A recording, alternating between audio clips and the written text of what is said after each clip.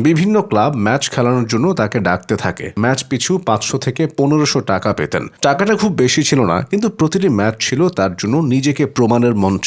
এরপর আমেরিকার একটি ছোট ক্লাব থেকে খেলার প্রস্তাব আসে। আন্তর্জাতিক মঞ্চে ছোট হলেও সেটাই ছিল তার প্রথম বড় স্বীকৃতি। তারপর করাচি প্রিমিয়ার লিগে সুযোগ পান। সেখানকার পারফরম্যান্স তাকে আরও আলোচনায় এনে দেয়। এরপর আসে বড় মঞ্চ পাকিস্তান সুপার লিগ PSL। সেখান থেকে সুযোগ পান ক্যারিবিয়ান প্রিমিয়ার লিগ CPL। ধাপে ধাপে এগোতে এগোতে জাতীয় দলের দরজাও খুলে যায়। আর এখন তিনি T20 বিশ্বকাপে দেশের প্রতিনিধিত্ব করছেন। যে ছেলেটি একসময় ক্রিকেট ছাড়ার কথা ভেবেছিল, সেই ছেলেই আজ বিশ্বমঞ্চে আলোচিত নাম। কিন্তু এই গল্পের শুরুটা ছিল আরও কঠিন। খুব ছোট বয়সেই বাবাকে হারান তারিক। পরিবারের একমাত্র রোজগার করা ব্যক্তি হয়ে ওঠেন তিনি। কিশোর বয়সে জীবিকার সন্ধানে চলে যান দুবাই। সেখানে একটি হোটেলে পেঁয়াজ কাটার কাজ করতেন। ঘন্টার পর ঘন্টা দাঁড়িয়ে কাজ করতে করতে পিঠে তীব্র ব্যথা শুরু হয়। কয়েক সপ্তাহের মধ্যেই অসুস্থ হয়ে পড়েন। তখন বন্ধুকে বার্তা পাঠিয়ে ফিরে আসেন পেশোয়ারে। বন্ধু হাসিব তখন কাবুলের একটি NGO-তে কাজ করতেন। তিনি তারিককে সেখানে ডেকে নেন, কিন্তু কাবুলের প্রচন্ড ঠান্ডা তার শরীর সইতে পারেনি, চাকরি জোটেনি। 3 সপ্তাহ পর